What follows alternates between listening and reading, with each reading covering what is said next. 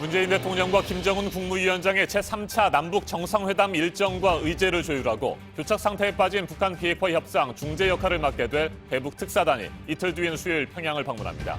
특사단은 지난 3월 1차 파견 때와 마찬가지로 정의용 청와대 국가안보실장과 서훈 국정원장 등 5명으로 구성됐습니다. 김정은 위원장을 직접 만날지 여부는 명확하지 않지만 문재인 대통령의 친서가 전달될 가능성이 큽니다.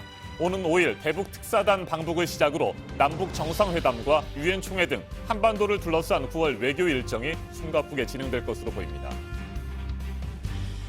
1981년 불황화 단속으로 강제 수용이 시작돼 폭행과 노동 착취가 이루어졌던 부산 형제복지원 사건에 대해 검찰개혁위원회가 모레 비상상고를 권고할지 결정합니다.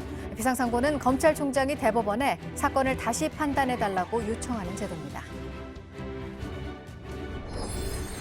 난민 신청을 한 사람들이 실제로 하지 않은 말로 면접 조서를 작성하는 등 난민 심사가 공정하게 이루어지지 않고 있다는 지적이 이어지고 있습니다.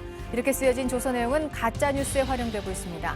심사를 다시 해달라는 외국인들도 늘고 있습니다.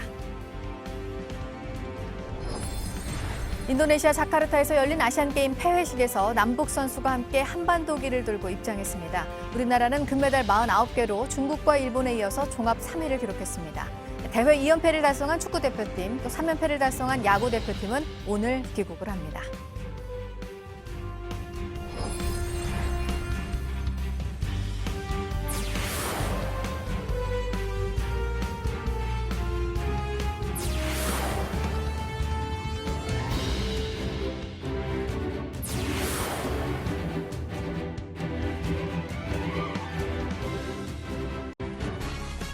정의용 청와대 국가안보실장을 비롯한 대북 특사단이 이틀 뒤인 수요일 다시 평양을 방문합니다. 청와대가 어제 특사단 5명의 명단을 발표했는데 지난 3월 1차 파견 때와 똑같습니다. 특별기를 타고 서해 직항로를 통해 평양을 방문한 뒤 당일 곧바로 돌아올 예정입니다. 네, 문재인 대통령의 친서도 전달이 될 것으로 보이는데요. 김정은 위원장을 이번 특사단이 만날지에 대해서는 청와대가 명확히 밝히지 않았습니다. 당장 3차 남북 정상회담 일정과 의제를 조율하고 비핵화와 종전선언 등에 대해서도 협의를 할 것으로 보입니다. 9월 3일 월요일 아침엔 이희정 기자가 첫 소식으로 전해드립니다. 2차 특사단은 정의용 청와대 국가안보실장을 수석으로 서훈 국정원장, 천혜성 통일부 차관, 김상균 국정원 2차장, 윤건영 청와대 국정상황실장까지 5명으로 꾸려졌습니다. 지난 3월 1차 특사단과 같습니다. 지난 3월과 동일한 것은 방북 목적의 효과적 달성과 대북 협의의 연속성 유지 등을 주요하게 고려했기 때문입니다. 특사단은 5일 오전 특별기편으로 서해 직항로를 통해 방북한 뒤 당일 돌아옵니다. 청와대는 신뢰가 쌓여 있고 서로 내용을 잘 알고 있어 당일 방북으로 목적을 달성할 수 있을 것으로 보고 있다고 설명했습니다. 김정은 위원장과의 만남 가능성에 대해선 청와대가 명확히 답하지 않았지만 특사단이 김 위원장을 만나 문재인 대통령의 친서를 전달할 가능성도 큰 것으로 알려졌습니다. 특사단이 협의할 주요 안건으로는 3차 남북 정상회담 일정과 사전 의제 조율을 비롯해 4.27 판문점 선언에 명시된 종전선언과 비핵화 문제도 포함될 예정입니다. 청와대는 또 특사단의 방북 문제에 대해 미국과 사전에 긴밀하게 협의를 해왔고 정보를 공유해왔다고 덧붙였습니다. 특사단 방북 이후 미국 방문 등의 외교 일정은 방북 성과에 따라 결정될 걸로 보입니다. JTBC 이희정입니다. 오는 9일 평양에서 열리게 될 북한의 정권 수립 70주년 기념 열병식의 규모가 당초 예상보다 작을 것이라는 외신 보도가 나왔습니다. 이 같은 분석은 9일 열병식이 역대 최대 규모로 진행될 것이라던 기존 보도와 상반된 내용입니다. 이유정 기자가 보도합니다. 북한이 오는 9일 개최하는 정권 수립 70주년 기념 열병식 규모가 당초 예상보다 작을 것이란 관측이 제기됐습니다. 로이터 통신에 따르면 미국 미들베리 국제학연구소 비확산연구센터의 제프리 루이스 소장은 최근 평양 시내의 열병식 준비 현장을 촬영한 인공위성 사진을 토대로 이같이 분석했습니다. 앞서 북한 전문 웹사이트 38뉴스는 이번 열병식 규모가 2월 건군절 때보다 클 거라고 전망한 바 있습니다. 루이스 소장은 평양 미림 비행장 일대에 탱크와 자주포, 트럭과 대공미사일, 로켓 발사대 등 99개 장비가 배치됐다며 이번 열병식은 건군절 때보다 작거나 비슷한 규모일 것이라고 예상했습니다. 또 단거리 미사일은 건군절보다 적은 20기가량만 식별됐으며 대륙간 탄도미사일 ICBM은 현재까지 준비되는 징후가 없다고 전했습니다. 루이스 소장은 무기를 숨겨놨다가 열병식 당일 공개할 가능성도 있지만 현재까지는 단지 추측일 뿐이라고 평가했습니다. 한편 북한은 70주년 정권 수립 기념일을 앞두고 경축 분위기 띄우기에 나섰습니다. 노동당 기관지 노동신문 등 북한 매체들은 김정은 국무위원장의 지도력을 내세우면서 사회주의식 경제건설과 자립경제를 강조했습니다. JTBC 이유정입니다. 국군 기무사령부를 대신해서 새롭게 출범한 군사안보지원사령부가 앞으로 어떻게 운영될지 훈령이 공개됐습니다. 민간인 사찰이나 정치 개입과 같은 잘못된 관행을 뿌리 뽑겠다는 것이 핵심인데 일부 예외 규정이 문제입니다. 대통령 독대 관행을 없애겠다는 내용도 포함되지 않아 우려의 목소리가 나옵니다. 김태형 기자입니다. 운영 훈령의 핵심은 정치 개입과 민간인 사찰 금지입니다. 훈령은 안보지원사 소속 군인은 정치적 중립을 지켜야 하며 민간인에 대한 정보 수집이나 수사를 할 수 없도록 규정했습니다. 군인을 대상으로 이루어졌던 정보 수집 활동에도 제한을 뒀습니다. 사생활이나 일반적인 동향 파악 등을 목적으로 신원 조사를 하지 못하도록 했습니다. 조사 대상과 기간도 엄격히 규정했습니다. 불시 보안 감사도 성격이 달라집니다. 남영신 사령관은 보안팀을 만들어 요구하는 부대가 있으면 보안 컨설팅을 해주는 형식이 될 것이라며 지적이나 처벌보단 지원 업무를 하겠다는 것이라고 설명했습니다. 상관의 부당한 지시에 이의를 제기하고 결과에 따라선 지시를 철회할 수 있도록 구체적인 절차와 이의 제기자에 대한 보호 조치도 마련했습니다. 훈령을 위반할 경우 군 형법상 정치 관여죄 등으로 수사 의뢰나 형사고발할 수 있도록 처벌을 강화했습니다.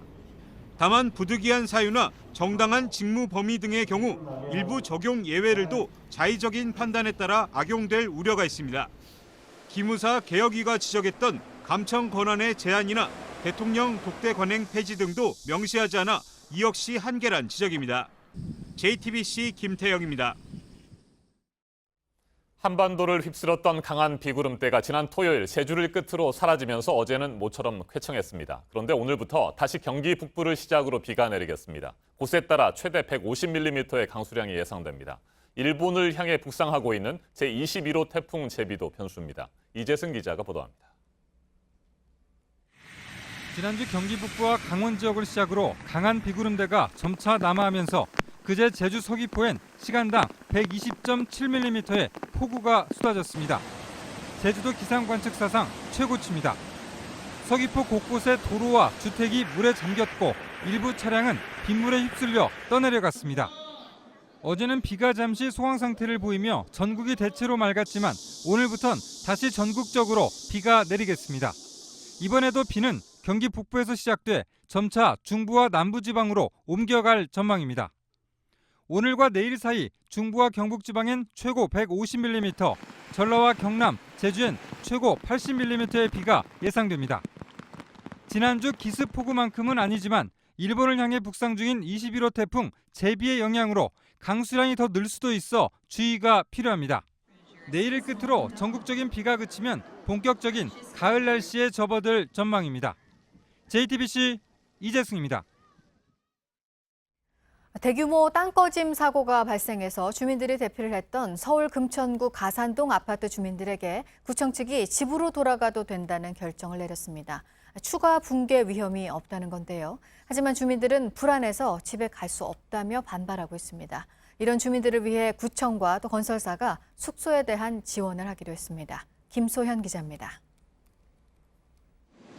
서울 금천구는 어제 주민 설명회를 열어 집안이 안정적이라며 아파트 주민들은 귀가해도 좋다고 밝혔습니다.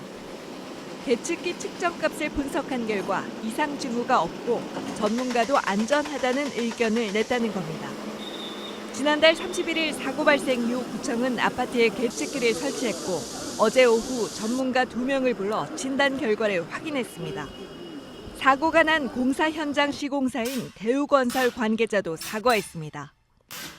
하지만 주민들은 불안감을 감추지 못했습니다. 구청이 설명회 질문을 5개로 제안하자 한 주민은 하고 싶은 말만 하고 설명회라 할 수 있냐며 강하게 반발했습니다. 구청 공무원들이 아파트를 빠져나오는 과정에서 주민들과 몸싸움도 빚어졌습니다.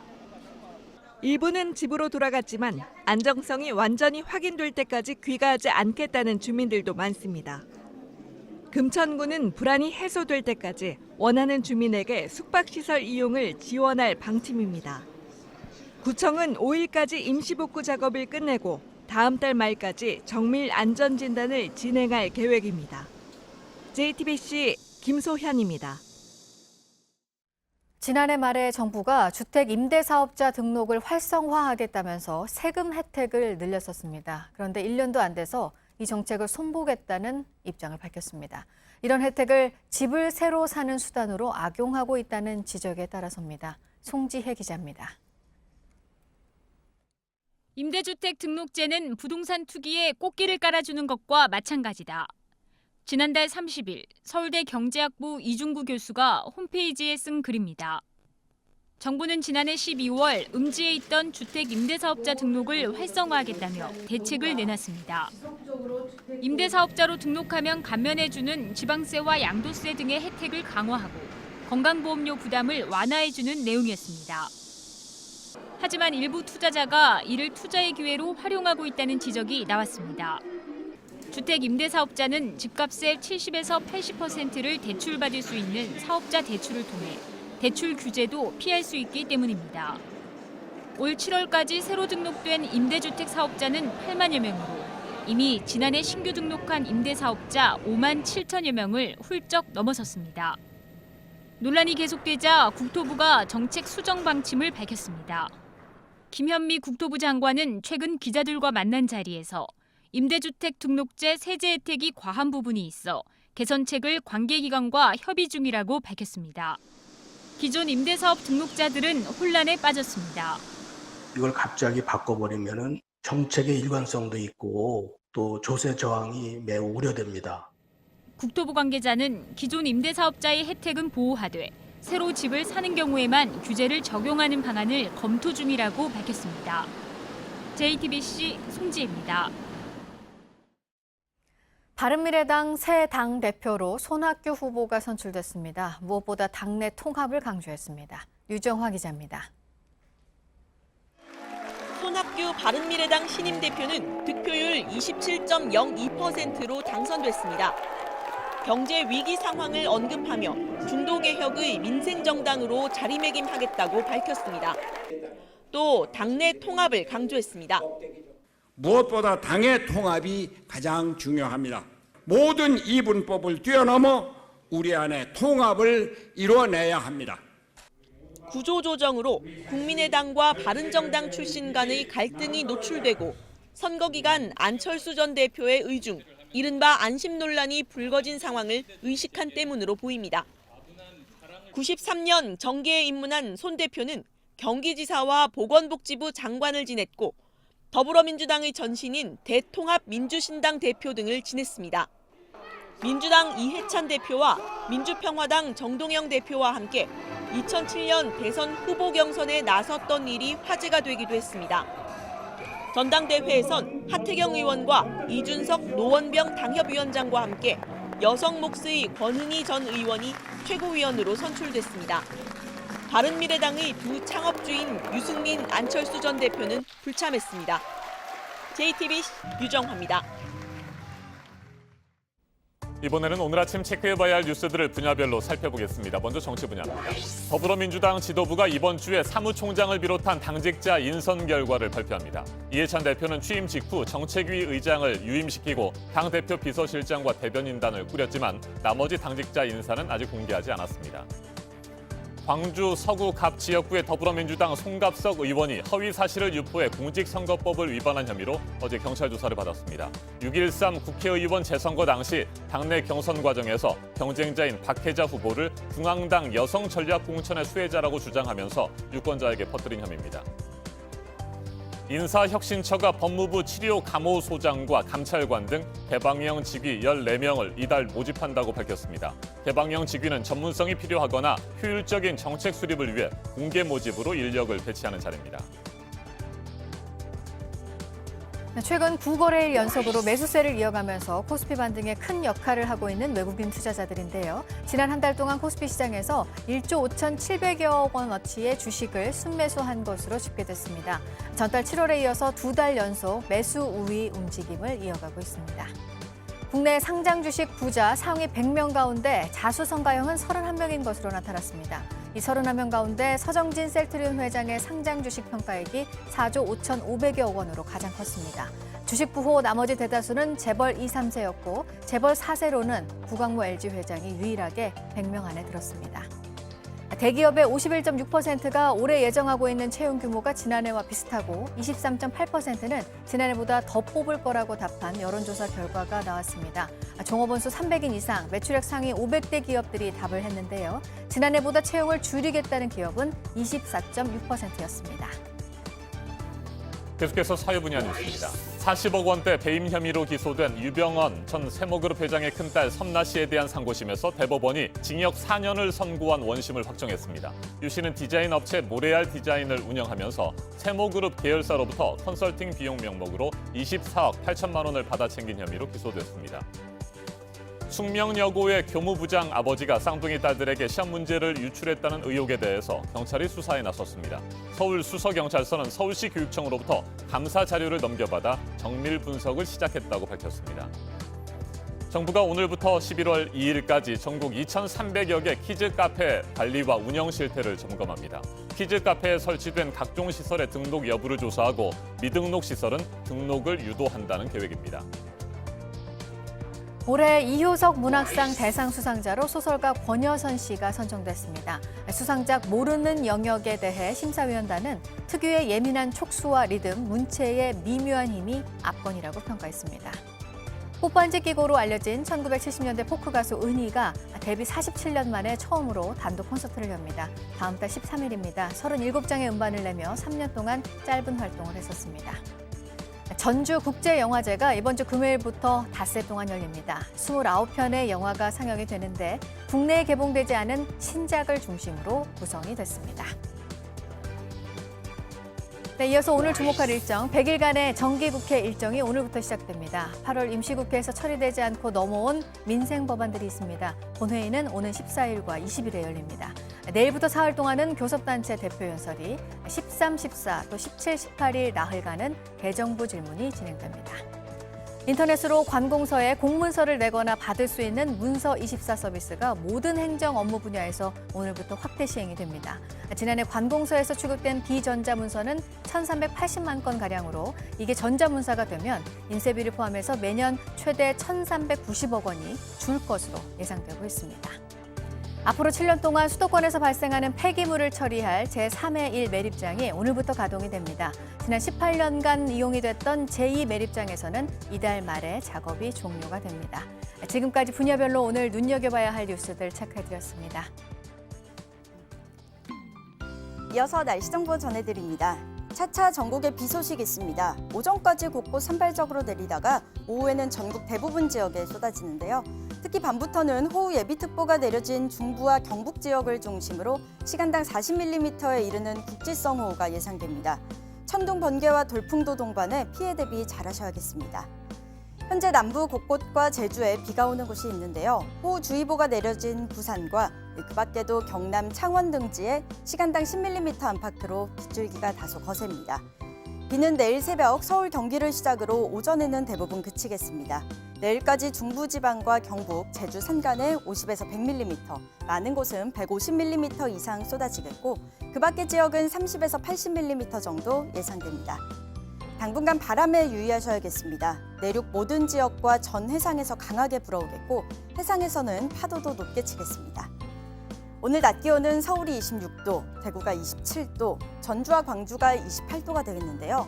비 때문에 체감온도가 낮아 쌀쌀할 수 있어 옷차림에 신경 쓰셔야겠습니다. 내일 비가 그친 뒤 잠시 소강 상태에 들어갔다가 금요일에 다시 전국에 비 소식이 있습니다. 기상정보였습니다.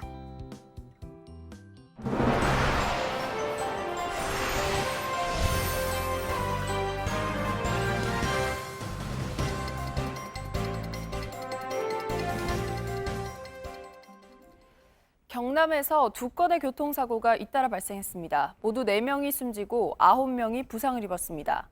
사건 사고 소식 문상혁 기자입니다. 승용차가 형체를 알아볼 수 없을 정도로 부서졌습니다. 어제 오후 4시 50분쯤 경남 함안군 중부 내륙고속도로 7원 분기점에서 난 3중 추돌 사고 현장입니다. 이 사고로 승용차가 버스와 화물차 사이에 끼어 승용차 운전자 44살 고모 씨와 고 씨의 아들이 숨졌습니다. 버스에 타고 있던 승객 3명도 다쳐 병원으로 이송됐습니다. 경찰은 화물차 운전자가 승용차를 뒤에서 들이받은 것으로 보고 정확한 사고 경위를 조사하고 있습니다. 경남 고성군 국도에선 SUV 차량 3대가 잇따라 부딪혀 2명이 숨지고 6명이 다쳤습니다. 경찰은 중앙선을 넘은 차량이 마주오던 다른 차량과 부딪히면서 사고가 난 것으로 보고 있습니다. 승합차 한 대가 빠른 속도로 경계석 위로 후진합니다. 경찰이 제지해도 멈추지 않습니다. 어제 오후 5시 40분쯤 인천 중구 자유공원 정상 부근에서 승합차 한 대가 경계석을 부수고 달아났습니다. 경찰은 떨어진 차량 번호판을 확보해 차량 운전자를 추적하고 있습니다. JTBC 문상혁입니다. CJ 대한통운 물류센터에서 한 달 사이 노동자 2명이 숨졌습니다. 지난달 초 20대 아르바이트생이 감전돼 숨졌다는 소식 전해드렸는데요. 나흘 전에는 50대 임시직 노동자가 작업을 하다 숨져 경찰이 부검을 하기로 했습니다. 홍지용 기자입니다. 50대 남성이 컨베이어 벨트 위 택배 상자를 안으로 밀어넣습니다. 갑자기 뒤로 쓰러지더니 왼팔을 안으로 웅크립니다. 상자를 옮기러 가던 다른 직원이 쓰러진 남성을 발견합니다. 달려가 두드려보지만 일어나지 못합니다. 이 남성은 병원으로 옮겨졌지만 끝내 숨졌습니다. 지난달 30일 밤 10시쯤 CJ 대한통운 옥천물류센터에서 일어난 일입니다. 숨진 남성은 상자를 싣고 내리는 상하차 작업을 하고 있었습니다. 단기 임시직으로 일을 시작한 지 사흘째였습니다. 회사 측은 무리하게 일을 하거나 업무 환경이 나쁜 건 아니었고 숨진 남성이 평소 건강이 좋지 않았던 걸로 알고 있다고 주장했습니다. 경찰은 정확한 사인을 가리기 위해 국과수에 부검을 의뢰하기로 했습니다. 앞서 지난달 16일엔 같은 회사 대전 물류센터에서 20대 아르바이트생이 숨졌습니다. 컨베이어 벨트 주변을 정리하다 감전돼 의식을 잃은 지 열흘 만이었습니다. 알바노조 등은 안전관리를 제대로 하지 않았다며 CJ 대한통운 대표이사 등 3명을 검찰에 고발하기도 했습니다. JTBC 홍지용입니다. 그동안 진도 팽목항 근처의 동거차도에는 세월호 인양 과정을 지켜보던 초소인 운막이 있었는데요. 세월호 유가족들이 이곳을 찾아 운막을 정리했습니다. 분향소는 오늘 철거됩니다. 최규진 기자입니다. 엄마 아빠가 다시 찾은 동거차도 앞 바다는 맑았습니다. 세월호가 인양된 뒤 1년 넘게 찾지 않았던 곳입니다. 다시 오기 싫었고 그러면서 다시 와야 한다고 생각했습니다. 2015년부터 지난해 5월까지 머물던 곳입니다. 매일 지게를 메고 올라가 바다를 기록하고 아이들의 이름을 불렀습니다. 길이 났던 언덕은 이제 숲이 됐고 산마루 운막은 뼈대만 남았습니다. 이제 운막을 정리해야 합니다. 앞날 얘기할 수 없을 것 같네요. 올 수 있을지, 다시 살아서 한번 올 수 있을지. 이제 기다림과 아픔을 나눈 이곳을 마음에 묻기로 했습니다. 노란 리본을 떼는 엄마 눈가가 붉어집니다. 진도 팽목항에서는 한동안 중단됐던 항만공사가 한창입니다. 분향소는 텅 빈 채 조용합니다. 배 모양 편지와 조형물, 아이들 사진도 그대로입니다. 돌아오지 못한 미수습자 신발도 4켤레 남았습니다. 철거가 시작되지만 아직 아무것도 손댈 수가 없었습니다. 분향소 앞을 4년 동안 지켰던 우재 아빠도 이제 이곳을 떠납니다.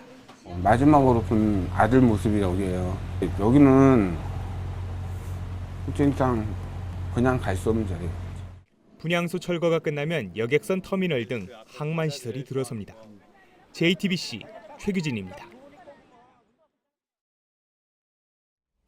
1980년대 불황인들을 단속한다며 사람들을 마구잡이로 끌고 가서 끔찍한 폭행과 노동 착취를 했던 사건 기억하십니까? 바로 부산 형제복지원 사건입니다. 아무런 이유도 모른 채 잡혀갔다가 숨진 사람만 500명이 넘습니다. 그런데도 과거 우리 법원은 이곳이 적법한 시설이라고 판단했습니다. 30년 만에 이를 다시 판단할 방법에 대한 논의가 이번 주에 이루어집니다. 박민규 기자입니다. 도와달라는 구호는 바람과 비에 지워졌습니다. 국회 앞 농성을 시작한 지 300일째. 마음에 남은 상처와 사연은 설명하기조차 힘듭니다. 그저 앉아 누군가 관심을 가져주길 기다리고 사람들은 무심히 지나칩니다. 거짓말 같은 폭력과 공포도 36년 전 무심히 찾아왔습니다. 중학교 1학년 때였습니다. 그 순경이 저를 보고 딱 쳐다보더만은 너 이리 와봐 임마. 가방에 든 빵이 훔친 게 아니냐고 했고 그 길로 끌려갔습니다. 그 순간은 인생을 바꿨습니다. 그 소대장이 와서 저를 성폭행을 했죠. 아저씨 말 잘 들으면 집에 보내줄 테니까. 저항할 수 없었습니다. 사람을 막 그 몽둥이로 막 꼬면서 막 패면서 그냥 끌고 뭐 질질질 끌고 오더라고요. 근데 그분 눈을 봤는데 눈이 하얗더라고요. 복지원에 있던 3,000명 모두 다르고도 비슷한 사연을 가졌습니다. 가난한 9살 아이는 2살 위 누나와 끌려왔습니다. 내 보는 앞에서 누나를 지근지근 밟죠. 내가 울고불고 하면 나도 그 자리에서 두들겨 맞죠. 아이에겐 죄수 번호가 붙었고 죄목은 불황아였습니다. 1981년 전두환 씨가 불황아 단속을 지시하면서 강제 수용은 시작됐습니다. 승진 점수와 보조금을 줬고 공무원들은 가난한 아이들을 아무렇게나 잡아들였습니다. 조작이 들어간 거죠. 불황인으로 만들어야지 자기들 평점 올라가겠죠. 상처는 질기고 오래 남았습니다. 동생은 그 트라우마를 이기지 못하고 2009년도 스스로 목숨을 끊었죠. 1987년 검찰 수사가 시작되고 복지원은 문을 닫았습니다. 하지만 감금은 법령에 따른 정당한 직무 행위라는 게 당시 법원 판단이었습니다. 대구고등법원에서 2번씩이나 유죄라고 판결을 했는데도 무죄를 대부분이 고집했던 거죠. 검찰개혁위원회는 오는 수요일 검찰총장에게 이 사건 비상상고를 권고할지 결정합니다. 총장이 대법원에 직접 사건을 다시 판단해달라고 요청하는 제도입니다. 피해자들은 다시 희망을 걸고 있습니다. 그래도 미안하다라는 말이라도 좀 해주면 용서해보려고 좀 시도를 해볼 거 아니에요, 우리도? JTBC 박민규입니다. 3천여 명이 영문도 모른 채 끌려가서 강제로 수용됐고 그 가운데 500여 명이 목숨을 잃었습니다. 고등법원이 2차례나 유죄로 판결했는데도 대법원은 무죄로 판단했습니다. 부산 형제복지원 사건에 대한 검찰총장의 비상상고가 이루어질 수 있을지 관심이 모아지고 있습니다. 피해자들은 앞서 전해드린 것처럼 사죄의 말이라도 듣고 싶다 이렇게 하소연하고 있습니다. 양지열 변호사와 한 걸음 더 들어가겠습니다. 어서 오십시오. 네, 안녕하세요. 네, 변호사님. 먼저 부산 형제복지원 사건에 대해서 다시 한번 정리를 해보죠. 네. 1980년대 대표적인 인권 유린 사례로 꼽히고 있지 않습니까? 그렇습니다. 이제 75년부터 87년 가까이 형제복지원이라는 곳이 운영이 됐는데 당시 이른바 80년대 거리 정화 운동이라는 명목으로 그냥 길거리에 다니는 뭐 10대 청소년 아이들까지 그냥 불황이라는 어떤 이름을 찍어서 그 불법적으로 감금을 했었고요. 네. 감금한 상태에서 강제 노동이라든가 각종 가혹행위 때문에 한 500여 명 가까이 목숨을 잃었지만 시신조차 제대로 찾지도 못해서 한국판 홀로코스트라고까지 불리는 그런 사건입니다. 네, 그런데 이게 법률에 따라서 이루어진 것도 아니고 내무부 훈령에 의해서 자행된 일들 아니었습니까? 사실 법률로 이런 일을 할 수조차도 없었겠죠. 생각해 보면은. 그렇기 때문에 근거 법령이라는 게 만들어질 수도 없었고 그 근거가 됐던 건 그나마 내무부 훈령이에요.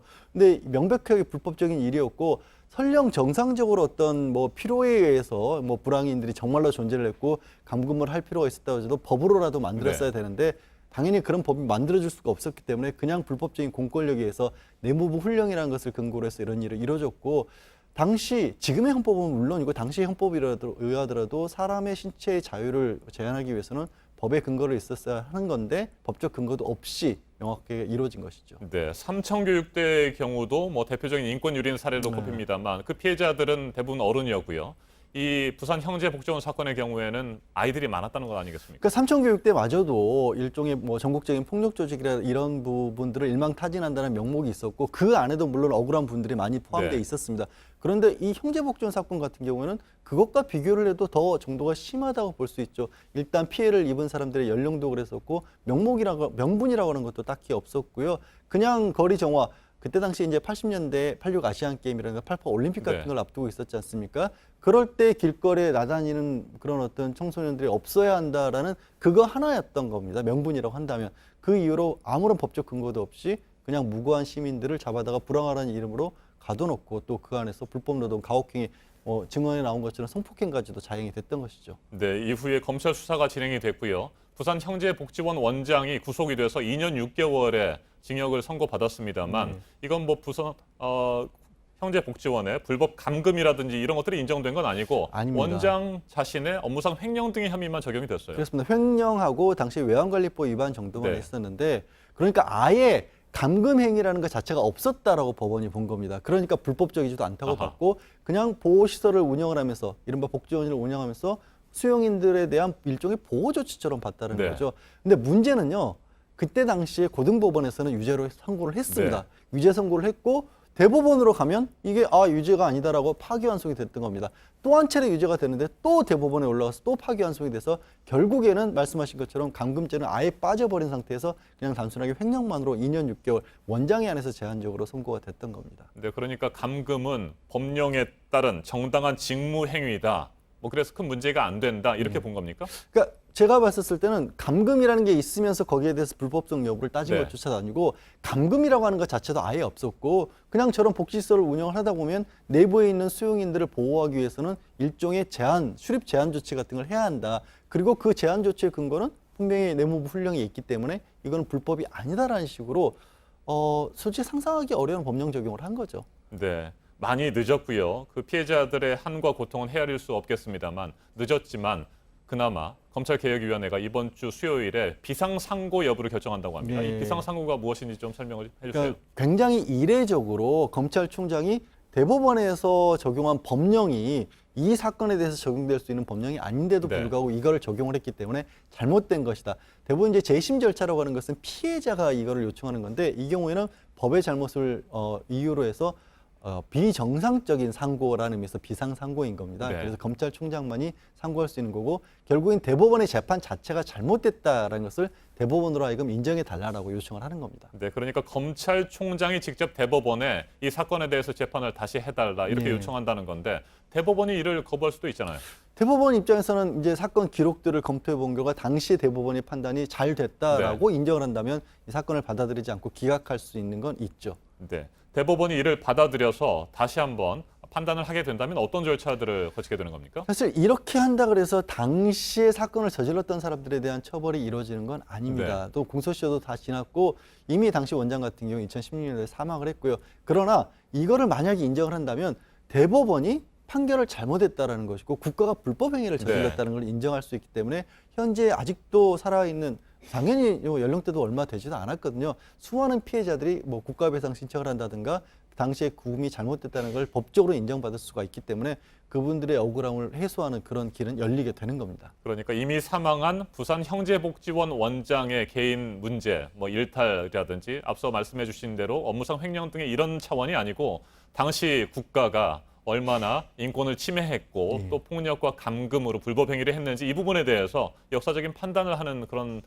기회가 되겠군요. 네, 그렇습니다. 그렇게 되고 말씀드린 것처럼 그렇게 인정이 될 경우에는 이제부터 그러니까 불법 행위에 대한 손해배상 청구 같은 경우에는 손해배상 청구를 할 수 있어야 그때부터 네. 소멸시효가 가거든요. 그러니까 만약에 이번에 비상송과 받아들여서 대법원이 스스로의 잘못을 인정을 할 경우에 과거에 잘못을 저지른 사람들의 처벌은 못하더라도 현재 남아있는 피해자분들에 대한 구제는 가능해지는 겁니다. 그러면 그동안에는 감금이라든지 폭행 이런 부분이 불법성에 인정되지 않았기 때문에 감금 전혀 폭행이라는 게 없었다는 거기 때문에 민사적인 배상이나 이런 것들이 없었겠군요. 피해자들은 법적으로는 피해자조차도 아니었던 겁니다. 그래서 그런 부분에 대해서 이제 국가배상 같은 것들이 가능해지는 겁니다. 알겠습니다. 비상상고의 기회가 꼭 있기를 기대해 보겠습니다.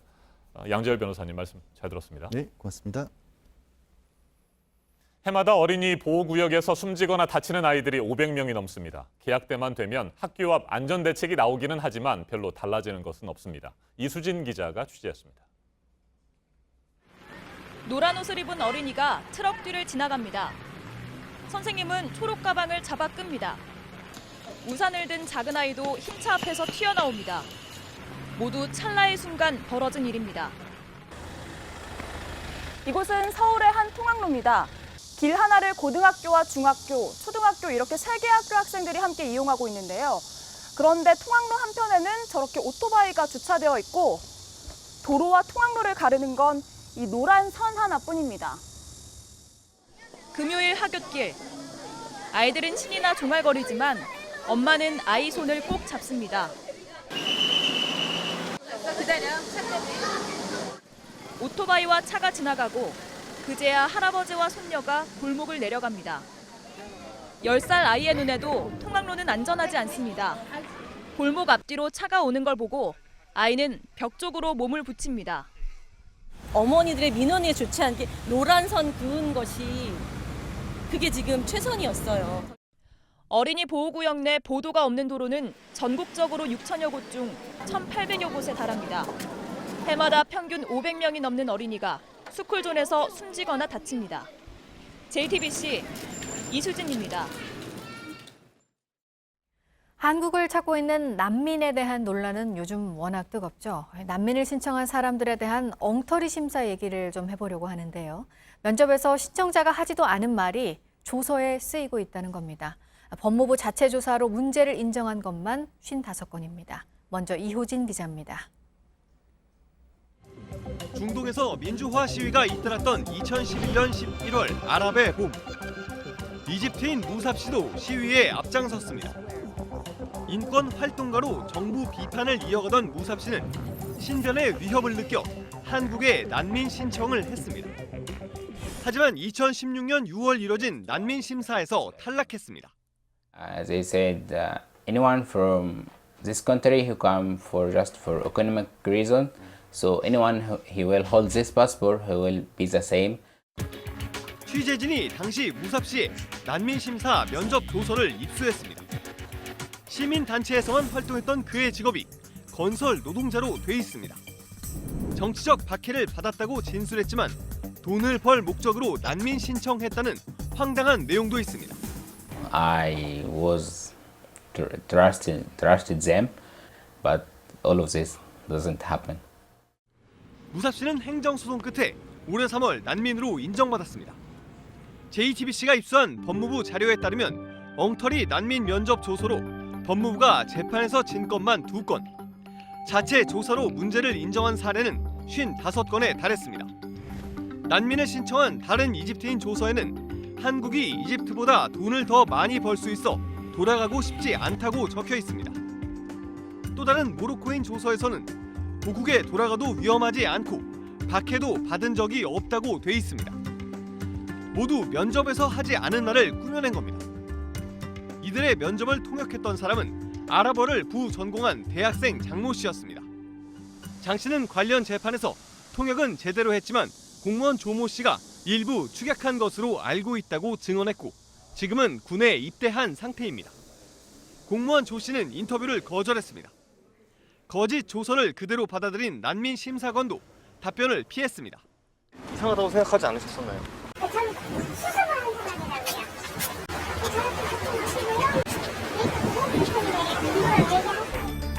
법무부는 인권위가 조사 중이라며 인터뷰를 거절했습니다. JTBC 이호진입니다.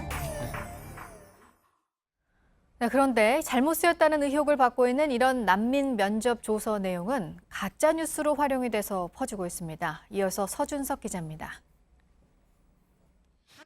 지난 22일 서울 효자동 주민센터 앞입니다. 난민 지위 인정을 요구하는 이집트인들을 가짜 난민이라고 비난하며 한 난민 면접 조서를 읽습니다. 법무부 신청인이 난민 신청을 한 이유는 무엇인가요? 답. 한국에서 무비자로 쉽게 입국이 가능하여 와서 난민 신청을 하고 싶었습니다. 이를 근거로 난민 자격을 신청한 외국인들을 비난합니다. 몽상을 하는 이들이 진짜 난민인지 가짜 난민인지 언론과 정부는 똑똑히 돌아라. 이 조서는 2016년 난민 자격을 신청했던 이집트인 모하메드 사브리 씨의 것입니다. 앞서 법무부가 잘못을 인정한 55건의 엉터리 난민 면접을 진행한 통역사 장모 씨와 공무원 조모 씨가 참여한 심사입니다. 해당 이집트인이 자신의 인터뷰를 왜곡했다며 페이스북에 공개한 것을 난민 반대 집회에서 사용한 겁니다. 집회뿐만 아니라 온라인에서도 난민 관련 가짜 뉴스가 퍼지고 있습니다.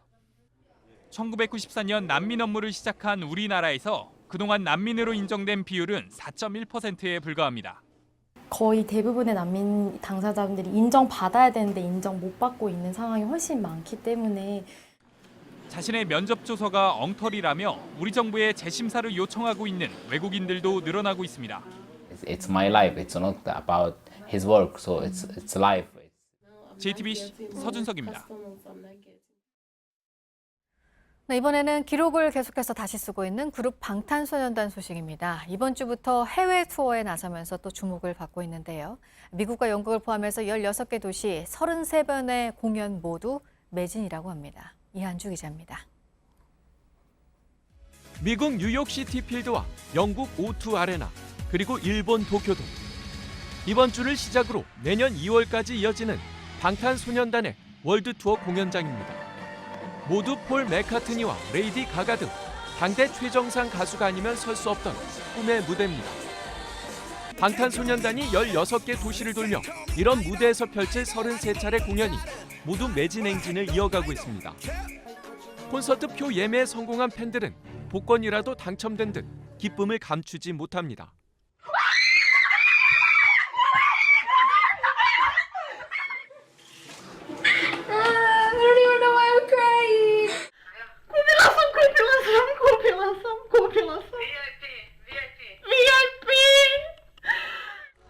서울에 이어 유럽과 북미 41만석은 모두 팔렸고 일본 공연 38만석 역시 매진이 확정적입니다.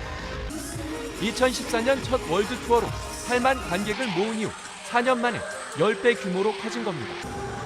더 놀라운 것은 이런 방탄소년단이 어디까지 성장할 수 있을지 가늠할 수 없다는 겁니다.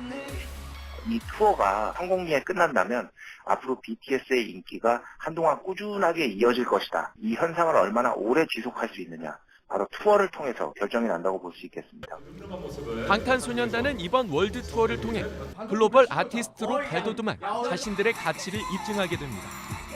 전 세계가 방탄소년단에 주목하는 이유입니다. JTBC 이한주입니다. 아이를 데리고 이동할 때 그 편리성 때문에 포기를 할 수가 없는 유모차인데 앞으로는 이 덮개를 씌우고 가는 연습하시면 좋겠습니다. 유모차에 탄 아이들이 서서 가는 어른보다 오염물질에 60% 더 많이 노출이 된다는 연구 결과가 나왔는데요. 자동차 배기가스 배출구와 그 높이가 가깝기 때문입니다. 김성탁 특파원이 전해왔습니다. 영국 서레이대 연구팀이 조사했더니 유모차에 탄 아기들은 지면으로부터 0.55m에서 0.85m 사이에서 호흡하는 것으로 나타났습니다. 도로 주변 오염물질 수준은 자동차 배기가스 배출구와 가까운 지상 1m 이내에서 높습니다. 연구진은 이에 따라 유모차에 탄 아기와 어린이들이 성인보다 60% 더 많은 오염물질에 노출될 수 있다고 밝혔습니다. 도로변 공기엔 독성이 강한 금속 등이 포함돼 있습니다. 유아는 신체가 작고 발달이 진행 중이어서 오염된 공기를 마실 경우 위험성이 더 큽니다. As a parent, I am a little bit worried about air pollution in London. I'm worried that as she grows up that it may make her sick. For now, we try not to walk her near the road too much. But yeah, it is a concern. 연구진은 교통량이 적은 길을 다니고 유모차 덮개를 쓰면 오염된 공기에 노출되는 것을 줄일 수 있다고 말합니다. 유모차의 외부 공기를 차단해주는 장치도 있습니다. I think the congestion charge has helped a bit and will continue to help, and I think the switch over to electric cars should also help. 자동차 배기가스의 피해를 줄이려면 도로변에 이런 관목 울타리를 만들면 효과적이라는 연구가 나왔습니다. 배기가스는 매우 빨리 공기 중으로 퍼지는데 관목 울타리가 도로 주변 공기 흐름을 느리게 만들고 촘촘한 잎이 먼지 등을 가두기 때문입니다. 런던에서 JTBC 김성탁입니다. 어제 바른미래당 전당대회에서 손학규 후보가 새 대표로 선출됐습니다. 신임 손학규 대표는 당의 통합을 강조했습니다. 바른미래당의 공동 창업주라고 할 수 있는 유승민, 안철수 전 대표는 전당대회에 참석하지 않았습니다. 류정화 기자입니다. 손학규 바른미래당 신임 대표는 득표율 27.02%로 당선됐습니다. 경제 위기 상황을 언급하며 중도개혁의 민생정당으로 자리매김하겠다고 밝혔습니다. 또 당내 통합을 강조했습니다. 무엇보다 당의 통합이 가장 중요합니다. 모든 이분법을 뛰어넘어 우리 안에 통합을 이루어내야 합니다. 구조조정으로 국민의당과 바른정당 출신 간의 갈등이 노출되고 선거 기간 안철수 전 대표의 의중, 이른바 안심 논란이 불거진 상황을 의식한 때문으로 보입니다. 93년 정계에 입문한 손 대표는 경기지사와 보건복지부 장관을 지냈고 더불어민주당의 전신인 대통합민주신당 대표 등을 지냈습니다. 민주당 이해찬 대표와 민주평화당 정동영 대표와 함께 2007년 대선 후보 경선에 나섰던 일이 화제가 되기도 했습니다. 전당대회에선 하태경 의원과 이준석 노원병 당협위원장과 함께 여성 몫의 권은희 전 의원이 최고위원으로 선출됐습니다. 바른미래당의 두 창업주인 유승민, 안철수 전 대표는 불참했습니다. JTBC 유정화입니다. 손학규 후보가 앞서 전해드린 대로 바른미래당의 새 대표로 선출됐습니다. 지난달 정동영 민주평화당 대표와 이해찬 더불어민주당 대표가 선출됐고 앞서 자유한국당 비상대책위원장이 된 김병준 위원장까지 합하면 모두 여야 4당의 지도부를 이른바 올드보이들이 장악하게 됐습니다. 경륜을 바탕으로 여야 협치가 이루어질 수 있을지 주목됩니다. 이런 가운데 정기국회가 오늘부터 100일 동안의 일정에 들어갑니다. 민생 법안 등을 놓고 여야의 치열한 공방이 예상됩니다. 김홍국 경기대 겸임민 교수와 정치권 소식들 짚어보겠습니다. 안녕하십니까? 안녕하십니까? 네, 교수님. 먼저 바른미래당 전당대회 결과부터 살펴보죠. 손학규 대세론이 있었고요. 안철수 전 대표의 이른바 안심 논란도 있었습니다. 일단 결과로만 보면 대세 큰 이변은 없었습니다. 그런데 득표율을 따져보면 손학규 대표가 27.02%, 2위 하태경 의원이 22.86%니까요. 압도적인 승리라고 보기는 어려울 것 같습니다. 어떻게 보세요? 그렇죠. 당초 예상한 대로 대세로는 관철이 네. 됐습니다. 손학규 후보가 대표가 될 것이다. 그리고 압도적인 지지를 받고 있다라는 그런 예상들이 있었는데요. 일단은 대표는 됐지만 그러나 지지율은 상당히 낮습니다. 27%라면 결국은 다른 후보들과의 격차를 판단했을 때 하태경 후보뿐만 아니라 이준석 후보와도 그렇게 큰 차이가 나지 네. 않거든요. 그렇다면 과연 그동안에 보였던 경륜이라든가 또는 정치 거인으로서 보여줬던 행보에는 사실은 굉장히 낮은 지지율, 사실은 초라해 보일 수도 있습니다. 1947년에 47년생이거든요. 이제 7순이 넘은 그런 정객인데 네. 그럼에도 불구하고 바른미래당이 상당히 지금 어려운 상황에서 이 기대감이 상당히 높지는 않았다.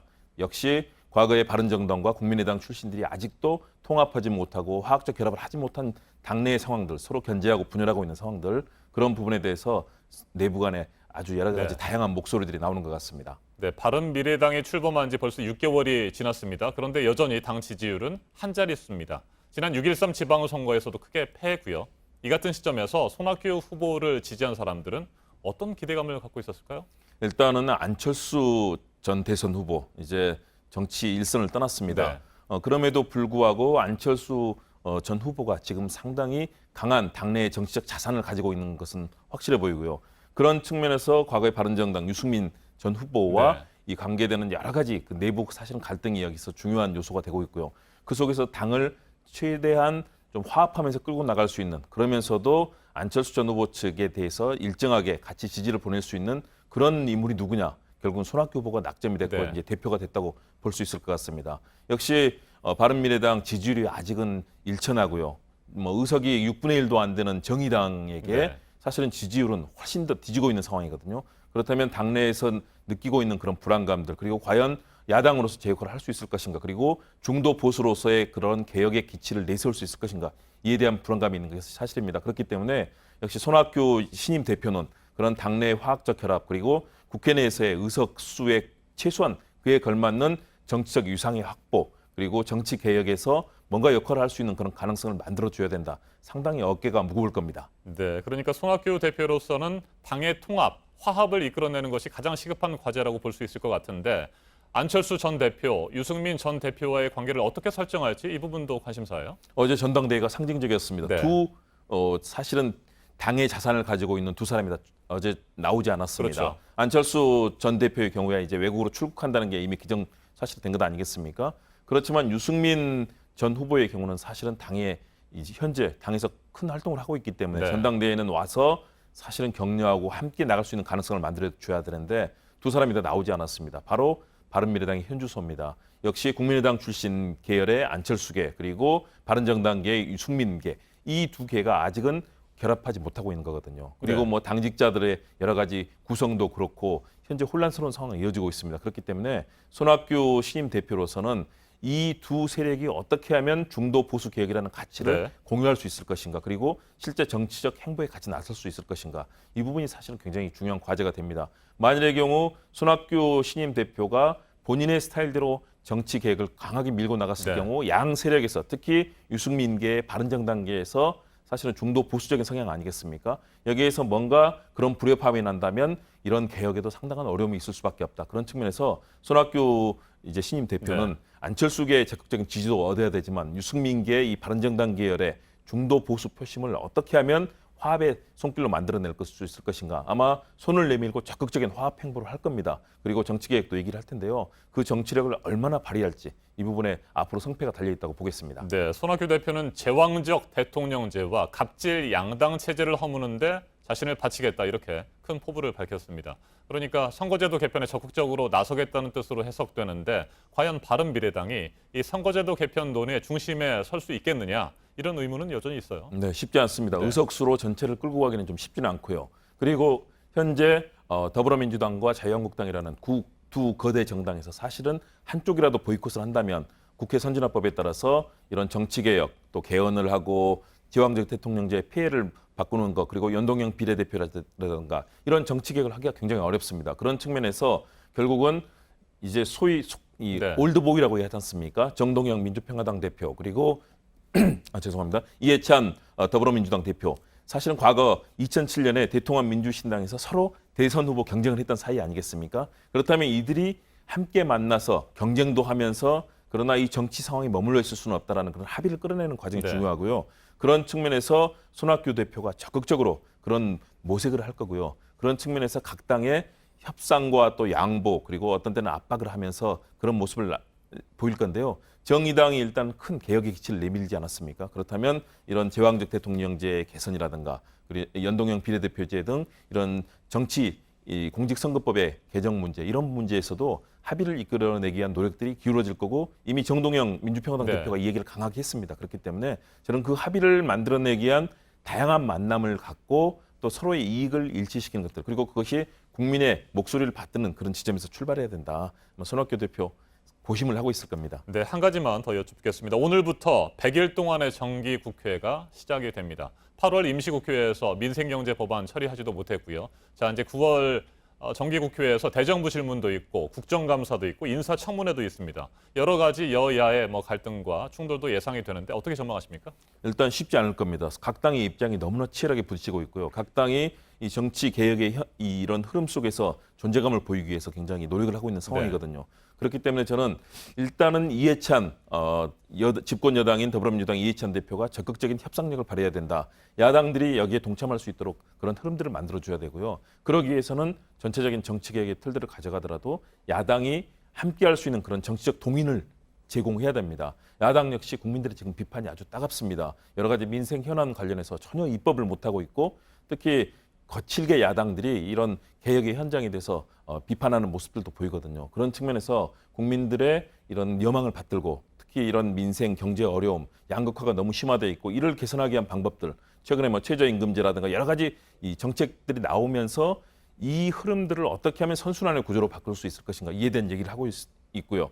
또 슈퍼 예산 그러지 않습니까? 470조가 넘는 예산이 있는데 이 네. 예산을 앞으로 어떻게 국민들의 합의를 통해서 잘 쓸 것인가 이 부분을 역시 여당과 야당이 현장에서 만나서 얘기하고 또 우리 국익에 걸맞게 그런 서로 노력들을 하는 그런 과정들이 있어야 된다. 그런 측면에서 이번 정기국회가 꼭 결실을 맺기를 기대하는 국민들의 목소리가 높은 것 같습니다. 네, 알겠습니다. 올드보이 각 당의 지도부들이 이번 정기국회에서 어떤 협상력을 보여줄지 지켜봐야 할 것 같습니다. 김은국 교수님, 말씀 잘 들었습니다. 네, 고맙습니다. 국군 기무사령부를 대신해서 새롭게 출범한 군사안보지원사령부가 앞으로 어떻게 운영될지 훈령이 공개됐습니다. 민간인 사찰이나 정치 개입과 같은 잘못된 관행을 뿌리 뽑겠다는 것이 핵심인데 일부 예외 규정이 문제입니다. 대통령 독대 관행을 없애겠다는 내용도 포함되지 않아서 우려의 목소리가 나옵니다. 김태형 기자입니다. 운영 훈령의 핵심은 정치 개입과 민간인 사찰 금지입니다. 훈령은 안보지원사 소속 군인은 정치적 중립을 지켜야 하며 민간인에 대한 정보 수집이나 수사를 할 수 없도록 규정했습니다. 군인을 대상으로 이루어졌던 정보 수집 활동에도 제한을 뒀습니다. 사생활이나 일반적인 동향 파악 등을 목적으로 신원 조사를 하지 못하도록 했습니다. 조사 대상과 기간도 엄격히 규정했습니다. 불시 보안 감사도 성격이 달라집니다. 남영신 사령관은 보안팀을 만들어 요구하는 부대가 있으면 보안 컨설팅을 해주는 형식이 될 것이라며 지적이나 처벌보단 지원 업무를 하겠다는 것이라고 설명했습니다. 상관의 부당한 지시에 이의를 제기하고 결과에 따라선 지시를 철회할 수 있도록 구체적인 절차와 이의 제기자에 대한 보호 조치도 마련했습니다. 훈령을 위반할 경우 군 형법상 정치 관여죄 등으로 수사 의뢰나 형사 고발할 수 있도록 처벌을 강화했습니다. 다만 부득이한 사유나 정당한 직무 범위 등의 경우 일부 적용 예외를 둬 자의적인 판단에 따라 악용될 우려가 있습니다. 기무사 개혁위가 지적했던 감청 권한의 제한이나 대통령 독대 관행 폐지 등도 명시하지 않아 이 역시 한계란 지적입니다. JTBC 김태영입니다.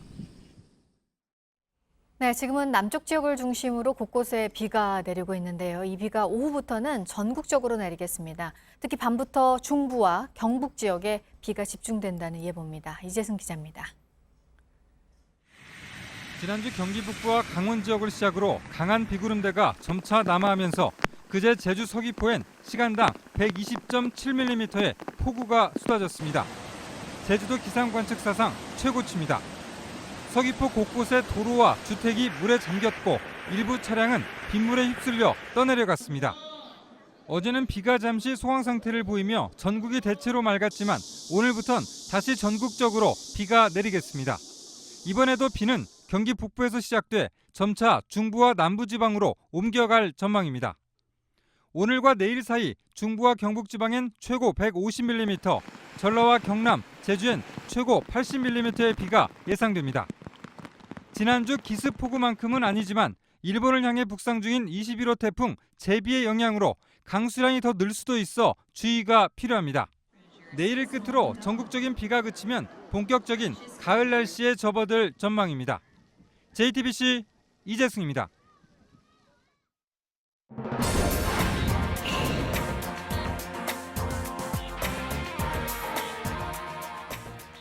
네, 오늘 아침 새로 들어온 소식, 독일에서 10,000명가량이 참여한 대규모 시위가 열려서 부상자가 나왔다는 소식인데요. 난민에 찬성하는 쪽, 반대하는 쪽이 부딪혔습니다. 보도국 연결해서 알아보겠습니다. 이재승 기자, 인명피해는 어느 정도입니까? 네, 현지 시간으로 1일 독일 동부 작센주의 소도시 캠리츠에서 극우 세력의 집회와 이들을 반대하기 위한 맞불 집회가 동시에 열렸습니다. 극우 세력 4,500명은 난민 출신에 의한 독일인 남성 사망 사건에 항의하고 또 난민 반대를 외쳤고 또 좌파 단체를 중심으로 모인 3,000명의 맞불 시위대도 거리로 나섰습니다. 집회 과정에서 극우 시위대 중심으로 폭력 행위가 벌어져 3명의 경찰을 포함해 18명이 다쳤습니다. 최근 중국의 자동차 배터리 업체들이 잇따라 파산하거나 생산 중단을 선언해 업계 판도 재편 가능성이 나옵니다. 중국 배터리 업체들의 이런 연쇄 위기는 중국 정부가 전기차 보조금 폐지 시한 2020년이 임박하면서 보조금을 줄이고 있는 게 결정적인 요인입니다. 중국 배터리 업체의 위기가 우리 업체에게는 반사 이익이 될지 주목되는데요. 삼성 SDI와 LG화학, SK이노베이션 등 우리 업체들의 기술 경쟁력이 중국에 비해 뛰어나기 때문에 기울어진 운동장만 아니라면 승산이 충분하다는 게 업계의 기대 섞인 판단입니다. 미국에서 레저용 보트 충돌 사고 소식도 있네요. 네, 현지 시간으로 지난 1일 밤 8시쯤에 미국 캘리포니아와 애리조나주를 가르는 콜로라도 강에서 레저용 보트 2대가 부딪혔습니다.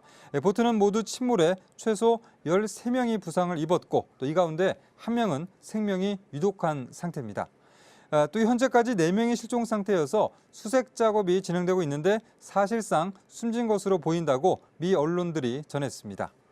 9월 첫째 월요일인 노동절 연휴를 맞아서 보트엔 많은 승객이 탑승하고 있었고 또 사고가 나자 지나가던 다른 보트들이 긴급 구조 작업을 벌인 것으로 알려졌습니다. 애리조나 모하브 카운티의 경찰 대변인은 충돌 당시 구명조끼를 입었던 탑승객은 없었던 것으로 보인다고 말했습니다. 지금까지 아침엔 지금 JTBC 이재승입니다. 월요일 날씨 키워드 알려드립니다. 오늘은 전국비, 한낮 서늘, 그리고 밤사이 폭우인데요.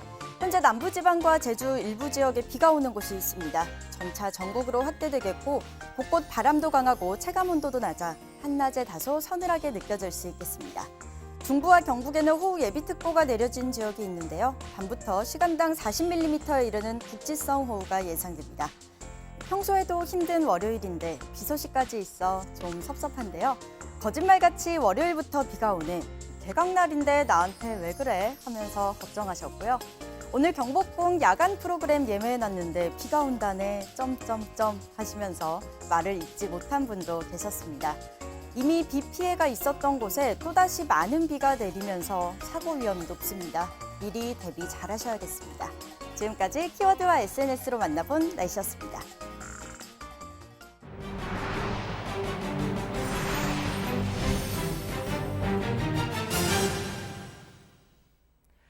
지난주 뉴욕 타임스퀘어에 느닷없이 수만 마리의 벌떼가 나타났다는 소식 전해드렸는데요. 그런데 뉴욕에서는 거의 매년 이런 장면이 연례 행사처럼 펼쳐지고 있습니다. 어떤 사연인지 심재우 뉴욕 특파원이 전합니다. 4만 마리에 이르는 벌떼가 노점상 파라솔을 빼곡히 차지하고 있습니다. 지난달 28일 뉴욕 타임스퀘어에서 벌어진 장면입니다. 이 때문에 한동안 거리는 통제되고 시민들이 대피하는 소동이 벌어졌습니다. 갑작스러운 불볕 더위에 원래 있던 장소에서 다른 곳으로 옮겨가려던 벌떼가 잠시 휴식을 취하기 위해 머물렀다고 전문가들은 분석합니다. 뉴욕에서는 이런 광경이 드물지 않습니다.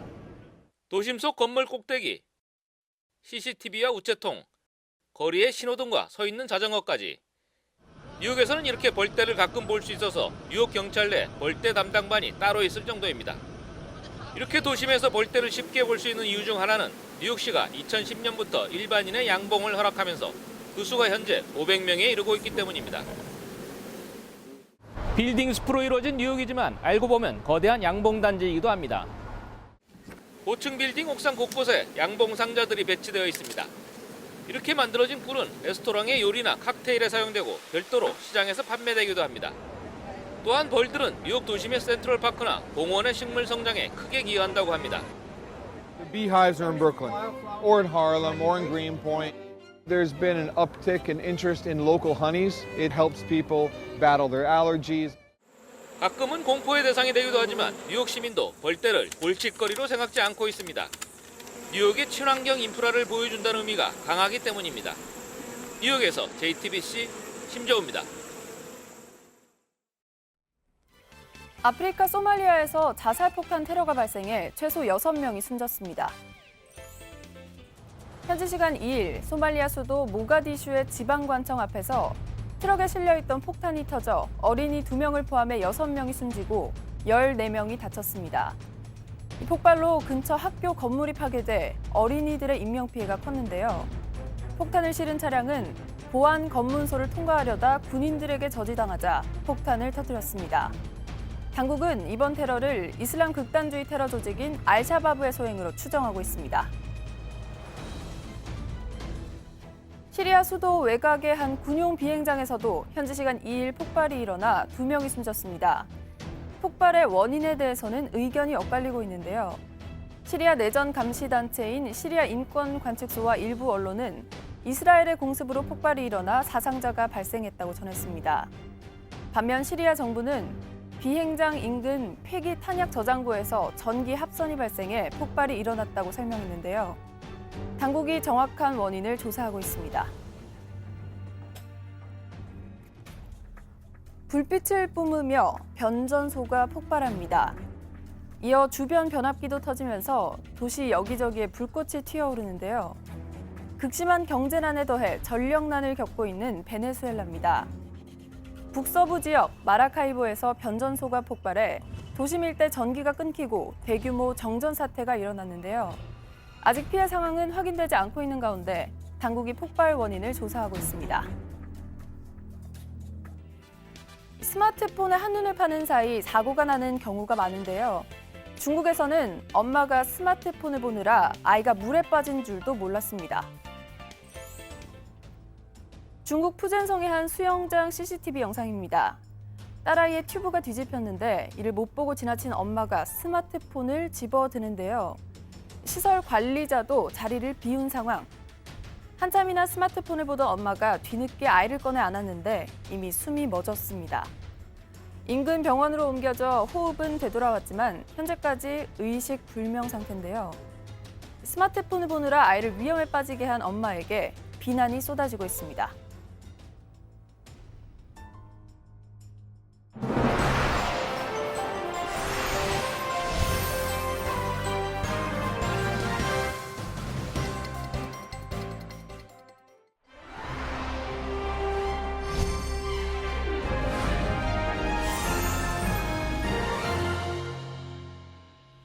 한반도가 운명의 9월을 맞았습니다. 오는 5일 평양을 방문할 대북 특사단이 남북 관계는 물론이고 교착 상태에 빠진 북미 관계도 풀어낼 수 있을지 주목됩니다. 북한의 정권 수립 기념일인 9월 9일에 시진핑 중국 주석이 평양을 찾을지도 관심입니다. 최인택 중앙일보 국제전문기자와 자세하게 살펴보겠습니다. 어서 오세요. 안녕하십니까. 네, 임종석 대통령 비서실장이 수석 대표로 평양에 갈 수도 있다 이런 얘기가 나왔습니다만 지난 3월 1차 특사단과 똑같은 5명이 결정됐네요. 예, 아무래도 연속성을 중시한 것 같습니다. 왜냐하면 지금 지난번 싱가포르 북미 정상회담의 동력도 상당히 지금 힘이 빠지고 있고 북미 관계도 지금 변화를 맞고 있습니다.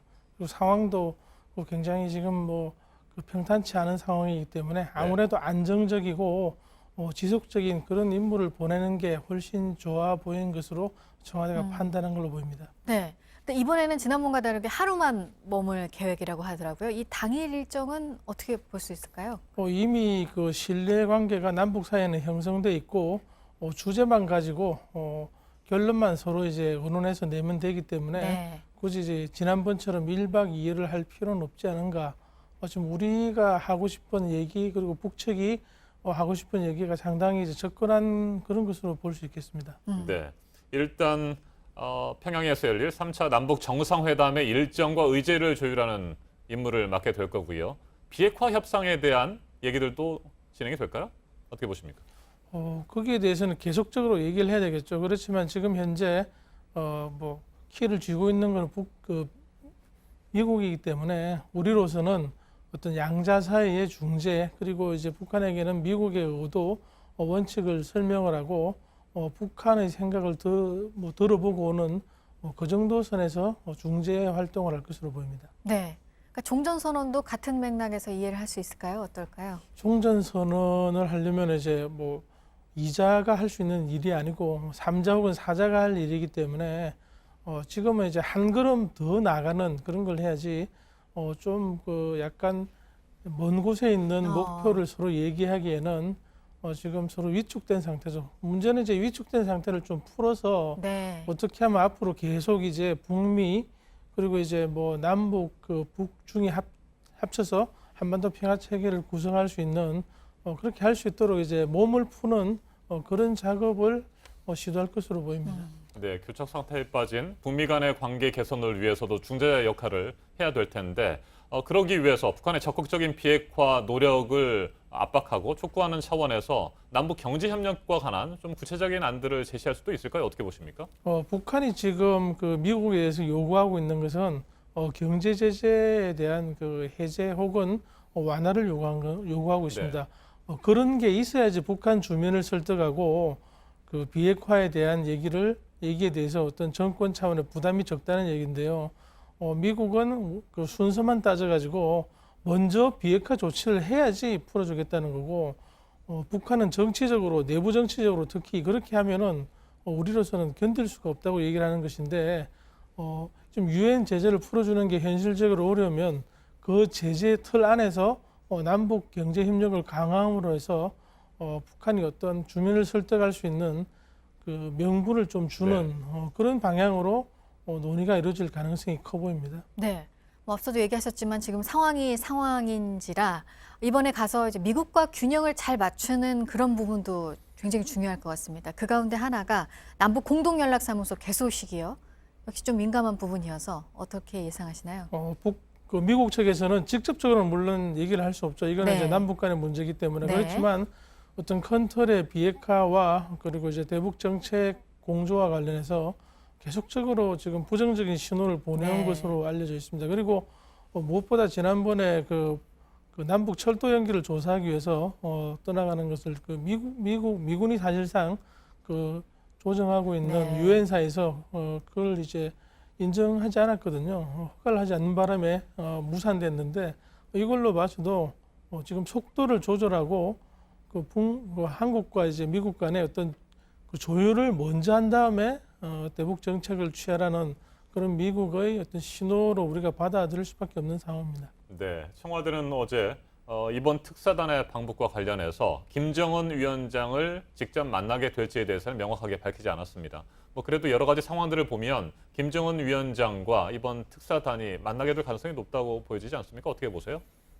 뭔가 이제 그 북한이 원하는 것을 얻는다든지 뭐 관계 물꼬가 트이는 그런 이제 의제가 전달이 되면은 그리고 북한이 만족하면은 만나는 거고요. 네. 그렇지 않으면은 친서 전달 혹은 이제 실무 차원의 협의 그 선에서 북한이 제한할 가능성이 있습니다. 북한의 태도를 보고 북한의 지금 만족도를 확인해 볼 수 있는 그런 상황입니다. 네. 그러면 이제 대북 특사단이 평양을 갔다 온 이후의 상황을 좀 생각을 해볼 때, 취소가 됐죠. 폼페이오 미국 국무장관이 다시 북한을 가고 9월로 예정된 유엔 총회에서 종전 선언이 되고 이렇게 그 방향 우리가 원하고 모두가 원하는 그 방향으로 갈 수 있을 것이라고 생각하시나요? 어떠나요? 그 방향으로 가기 위한 어떤 이제 그 계기를 만들기 위해서 우리가 이번에 특사를 파견하고 북한과 더욱더 이제 깊은 얘기를 하려는 게 아닌가 싶죠. 단순하게 연락하는 게 아니고 직접 사람이 가서 설득할 정도의 어떤 그 안건을 들고 가는 게 분명하죠. 그렇기 때문에 이 모든 그 북한 방문 그리고 이제 특사 파견, 북한과의 뭐 조율, 협의 이런 것의 목적은 지금 교착 상태에 있는 북미 대화를 다시 네. 이제 불씨를 가동하는 그런 것으로 이제 볼 수 있겠습니다. 그렇게 해서 폼페이오가 가고 그리고 제2차 북미 정상회담 그리고 이달 말로 예정된 그 유엔 총회에서의 뭐 9월 29일에 이제 북한 자리가 하나 잡혀 있는데요. 김정은 위원장이 가서 연설을 하게 되는 이걸 이제 최종 목표로 지금 삼고 네. 마지막 지금 뭐 그 추력을 다하고 있다고 그렇게 봐야 될 것 같습니다. 네, 지난달 트럼프 대통령이 폼페이오 국무장관의 4번째 방북을 취소시키면서 그때도 중국을 겨냥해서 비판했습니다. 비핵화 협상이 제대로 진행되지 않는 것이 중국의 책임이라고 비판을 했던 건데, 자, 북한의 정권 수립 기념일 9월 9일입니다. 이때 시진핑 주석이 평양을 방문할 수도 있다는 얘기는 뭐 끊임없이 나오고 있는데 방문하는 게 쉽지 않은 상황인 것도 분명하고요. 어떻게 전망하십니까? 네, 일단 뭐 구구절 방문하기에는 어떤 뭐 대외적인 중국에 대한 압박이 좀 심한 거죠. 미국이 무역 전쟁을 벌이고 있고 그리고 8월 31일부터 9월 9일까지 중국과 아프리카 간의 어떤 그 정상회담이 잡혀 있습니다. 아프리카 54개국 중에 53개국이 중국과의 수교국인데요. 이 모든 나라의 순회가 다 베이징으로 옵니다. 이런 이제 그 중국으로서는 1대1로라는 국가 차원의 그리고 시진핑 주석 차원의 프로젝트의 핵심 중에 하나가 아프리카인데요. 지금 1대1로가 굉장히 흔들리고 있거든요. 그 와중에 중국이 우선순위를 어디에 둘 것인가? 그리고 이제 그 굉장히 부담이 되는 미국과의 무역 전쟁에서 과연 이런 상황에서 북한의 구구절 그 축하 사절로 시진핑이 갈 것인가는 좀 회의적인 것 같고요. 그렇지만 그 이달 중에 방문할 수 있는 불씨는 계속 있다고 봐야 됩니다. 왜냐하면은 중국으로서도 지금 뭐 순망치한 바로 옆에 있는 그 북한이 중요한 상황이고 그리고 미국과의 어떤 무역 전쟁이나 경쟁에서도 지렛대로 쓸 수 있기 때문에 북한을 둘러싼 미국과 중국의 그 치열한 그 뭐 눈싸움, 기싸움이 계속될 것으로 보입니다. 네, 북미 비핵화 협상이 지지부진한 게 중국의 책임이 있다 이렇게 계속 미국에서 얘기를 하고 있기 때문에 이 부분도 좀 관심 있게 지켜볼 부분인 것 같아서 얘기해봤습니다. 최인택 중앙일보 국제전문 기자였습니다. 잘 들었습니다. 오는 9일 평양에서 열리게 될 북한의 정권 수립 70주년 기념 열병식의 규모가 당초 예상보다 작을 것이라는 외신 보도가 나왔습니다. 네, 최근 평양 시내 준비 모습을 촬영한 인공위성 사진을 토대로 나온 얘긴데요. 지난 2월 건군절 때와 비슷하거나 작은 규모일 거라는 예상입니다. 역대 최대 규모로 진행될 것이라는 전망과는 좀 다릅니다. 이유정 기자입니다. 북한이 오는 9일 개최하는 정권 수립 70주년 기념 열병식 규모가 당초 예상보다 작을 것이란 관측이 제기됐습니다. 로이터 통신에 따르면 미국 미들베리 국제학연구소 비확산연구센터의 제프리 루이스 소장은 최근 평양 시내의 열병식 준비 현장을 촬영한 인공위성 사진을 토대로 이같이 분석했습니다. 앞서 북한 전문 웹사이트 38뉴스는 이번 열병식 규모가 2월 건군절 때보다 클 거라고 전망한 바 있습니다. 루이스 소장은 평양 미림 비행장 일대에 탱크와 자주포, 트럭과 대공미사일, 로켓 발사대 등 99개 장비가 배치됐다며 이번 열병식은 건군절 때보다 작거나 비슷한 규모일 것이라고 예상했습니다. 또 단거리 미사일은 건군절보다 적은 20기가량만 식별됐으며 대륙간 탄도미사일 ICBM은 현재까지 준비되는 징후가 없다고 전했습니다. 루이스 소장은 무기를 숨겨놨다가 열병식 당일 공개할 가능성도 있지만 현재까지는 단지 추측일 뿐이라고 평가했습니다.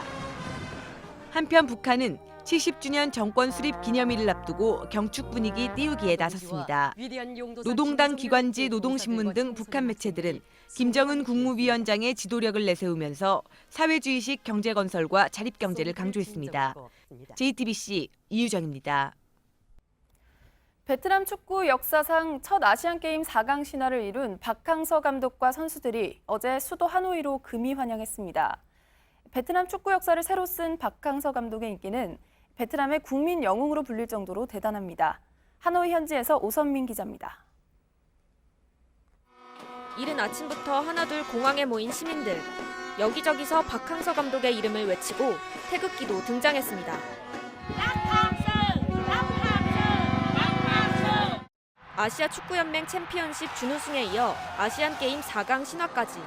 감독 부임 10개월 만에 박항서 신화는 베트남을 매료시켰습니다. 축구 바람은 시골 마을까지 들썩이게 했습니다. 어른아이 할 것 없이 경기 때마다 열띤 응원전은 기본입니다.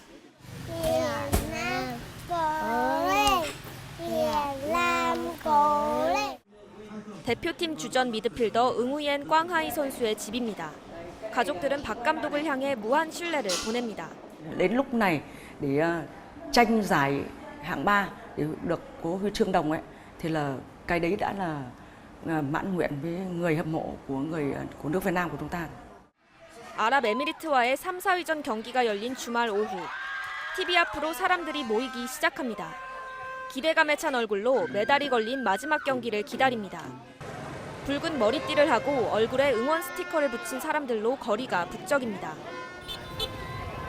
경기가 시작되기 10분 전입니다. 베트남의 국기인 금성 홍기와 응원 도구인 부부젤라를 이곳저곳에서 팔고 있습니다. 붉은 옷을 입은 시민들이 하나둘 운동장에 모이고 있습니다. 대형 스크린에서 눈을 떼지 못합니다. 전반 27분 베트남의 동점골이 터지자 함성이 터져 나옵니다.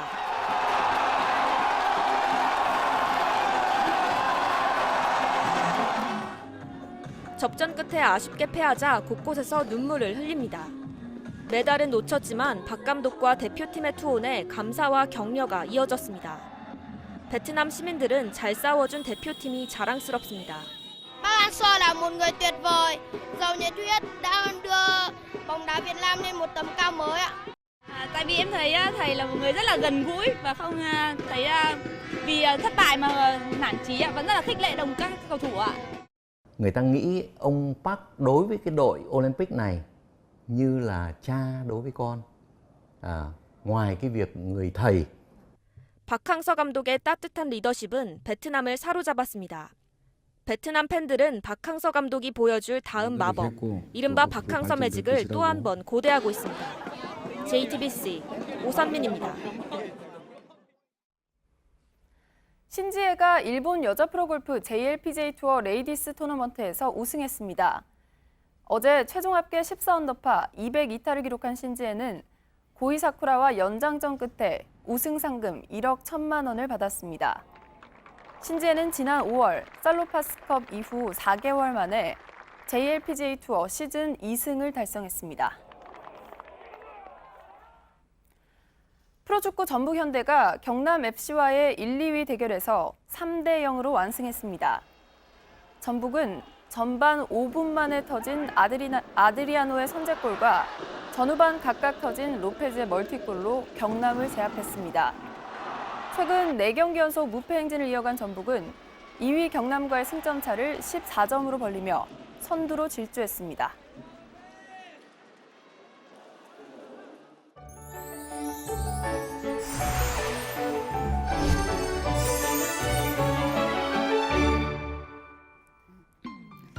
오늘 전국에 비 소식 있습니다. 오전까지 곳곳에 산발적으로 내리다가 오후에는 전국 대부분 지역에 쏟아지는데요. 특히 밤부터는 호우 예비특보가 내려진 중부와 경북 지역을 중심으로 시간당 40mm에 이르는 국지성 호우가 예상됩니다. 천둥, 번개와 돌풍도 동반해 피해 대비 잘하셔야겠습니다. 현재 영남 일부 지역과 제주에는 비가 오는 곳이 있는데요. 호우주의보가 내려진 부산에는 시간당 20mm 안팎으로 빗줄기가 거셉니다. 비는 내일 새벽 서울, 경기를 시작으로 오전에는 대부분 그치겠습니다. 내일까지 중부지방과 경북, 제주 산간에 50에서 100mm, 많은 곳은 150mm 이상 쏟아지겠고요. 그 밖의 지역은 30에서 80mm 정도 내리겠습니다. 당분간 바람에 유의하셔야겠습니다. 내륙 모든 지역과 전 해상에서 강하게 불어오겠고요. 해상에서는 파도도 높게 치겠습니다. 오늘 낮 기온은 서울이 26도, 대구가 27도, 전주와 광주가 28도가 되겠는데요. 비 때문에 체감온도가 낮아 쌀쌀할 수 있기 때문에 옷차림에 신경 쓰셔야겠습니다. 내일 비가 그친 뒤 잠시 소강 상태에 들어갔다가 금요일에 다시 전국에 비 소식이 있습니다. 기상정보였습니다. 아침엔 뉴스워치, 오늘 하루 관심을 가지고 지켜봐야 할, 기억해야 할 뉴스 끝으로 정리해드립니다. 문재인 대통령과 김정은 국무위원장의 제3차 남북 정상회담 일정과 의제를 조율하고 교착 상태에 빠진 북한 비핵화 협상 중재 역할을 맡게 될 대북 특사단이 이틀 뒤인 수요일 평양을 방문합니다. 특사단은 지난 3월 1차 파견 때와 마찬가지로 정의용 청와대 국가안보실장과 서훈 국정원장 등 5명으로 구성됐습니다. 김정은 위원장을 직접 만날지 여부는 명확하지 않지만 문재인 대통령의 친서가 전달될 가능성이 큽니다. 1980년대 영문도 모른 채 잡혀가서 500여 명이 사망한 부산 형제복지원 사건에 대해 검찰개혁위원회가 비상상고를 권고할지 모레 결정을 합니다. 1987년 검찰 수사가 시작되고 당시 법원은 정당한 직무행위라고 판단했었습니다. 법무부가 난민 심사를 제대로 하지 않았다고 스스로 인정한 사례만 55건에 이르는 것으로 JTBC 취재 결과 확인됐습니다. 난민 지위 인정을 둘러싼 논란을 줄이기 위해서 엉터리 난민 심사를 개선해야 한다는 목소리가 커지고 있습니다. 정기국회 100일간의 일정이 오늘부터 시작됩니다. 8월 임시국회에서 넘어온 각종 민생 법안들, 또 내년도 예산안, 선거제도 개혁 등을 두고 여야의 치열한 공방이 이어질 것으로 보입니다. 오늘 전해드릴 소식은 여기까지입니다. 이상으로 JTBC 뉴스 아침엔 월요일 순서 모두 마치겠습니다. 건강한 하루 보내시기 바랍니다. 고맙습니다.